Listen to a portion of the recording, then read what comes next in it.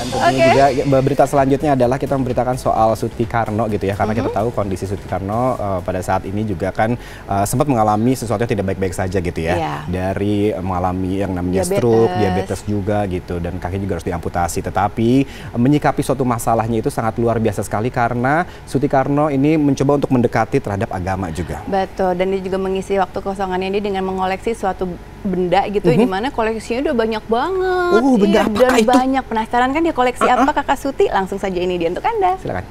Kejar aja nih. Dompet disalahin. Dia yang badung. Lu mau ngapain? Ke belakang tekan. Sakit tuh. Terlepas pahanya lo. Tanggapin. Bisa. Muat. Ya nggak muatnya aku nih. Ini gue pedet ini. Sebentar nih. Tahan aja tuh, tahan. Tenang. Itu aneh perlu sidul, mesin aneh di pabrik macet. Kenceng banget lagi. Tahan. Ya. Sejak kala Suti Karno, pemeran Atun di serial Dul Anak Sekolahan, menghadirkan potret jauh berbeda dari masa-masa jayanya dulu kala. Kala melakoni peran sebagai Atun masih lekat dalam benak kita. Bagaimana tokohnya benar-benar memecah tawa. Dengan segala tingkah jenaka juga energiknya sosok satu ini. Namun ketika usia bertambah, Suti Karno harus berkawan dengan penyakit diabetes yang membuat salah satu kakinya diamputasi. Hampir berkepala 6, Atun kini bertumpu pada kursi roda untuk berpindah dari satu tempat ke tempat lainnya. Di rumah tak banyak yang bisa dilakukan Suti Karno. Aktivitas sederhana seperti membersihkan koleksi foto keluarga di rumahnya jadi pelipur lara Suti Karno kini. Ya beginilah, nah, alhamdulillah sehat, cuman aku belum bisa jalan lagi gitu. Berarti sekarang lagi ngapain? Ya cuman ngelap yang bisa dilakuin aja gitu. Ini kan foto-foto gitu, pajangan lah gitu. Koleksi berarti ya? Iya, ini foto keluarga aja. Kalau koleksi kan di sebelah sana tuh. Boleh ditunjukin nih Mbak Atun, ada foto apa? Ini foto anak-anak, ini foto saya sama ibu saya, sama anak-anak saya, ya kan. Nah, ini foto sama ayah saya udah kusam.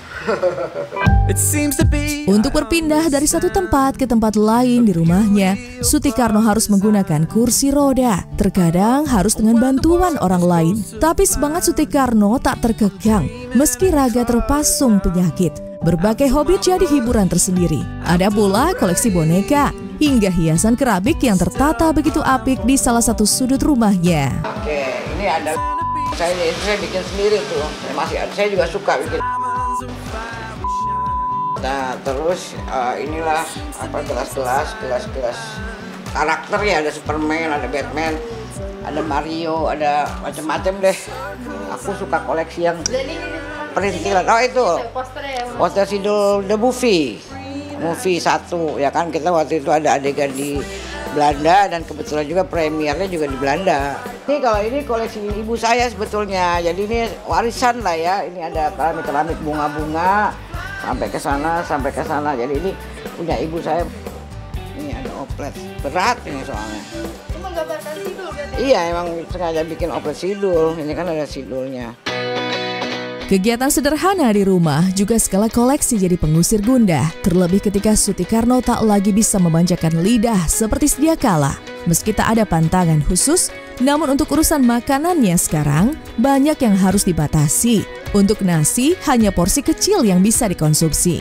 Untuk lauk pauk, tak semua pula bisa dimakannya.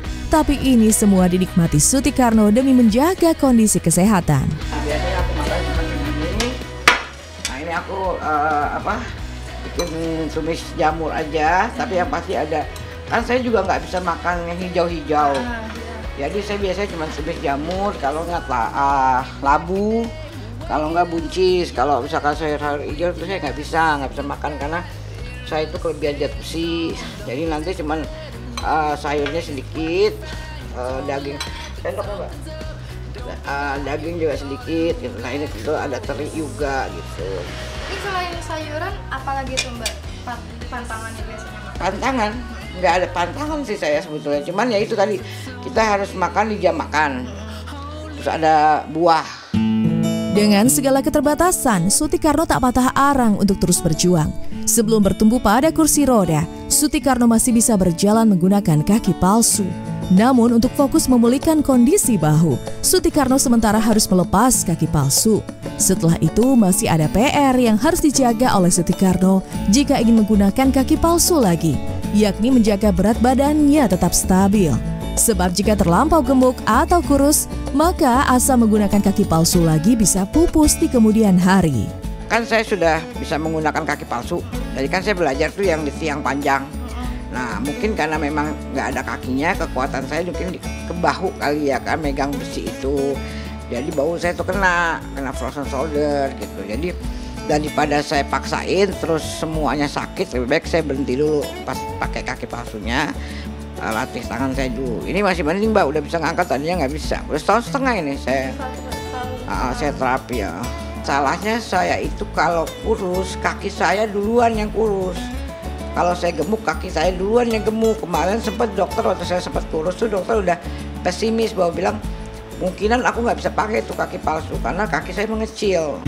Di masa-masa jaya, sosok Atun punya tempat tersendiri di hati penggemar. Sekarang setelah cukup lama menghilang dari layar kaca, Atun tak lantas dihantui ketakutan dilupakan penggemar. Lebih mensyukuri segala kondisi, ketenaran tak lebih dari sekedar fata morgana baginya. Alih-alih meratapi, Atun memilih menyikapi kondisi sekarang untuk memperbaiki diri. Enggak tuh, alhamdulillah. Film Sidul kan sampai hari ini masih tayang ya. Orang masih tahu si Atun. Kemana-mana saya alhamdulillah masih banyak yang minta foto ya kan. Ya Mbak, masalah kita nggak dikenal lagi, kita juga lahir juga nggak dikenal orang ya kan. Kalau kita berbuat baik pasti di mananya kita dikenal. Apa ya kita nikmatin gitu ya. Masa ketika kita dikasih senang, kita senang, terus kita dikasih sedih, terus kita ikutin sedih, enggak lah, senang juga lah. Paling tidak kan saya juga masih diberikan kesempatan hidup sama Allah untuk lebih memperbaiki diri gitu, lebih mendekatkan diri kepada penciptanya, belajar lagi lebih banyak tentang agama saya gitu.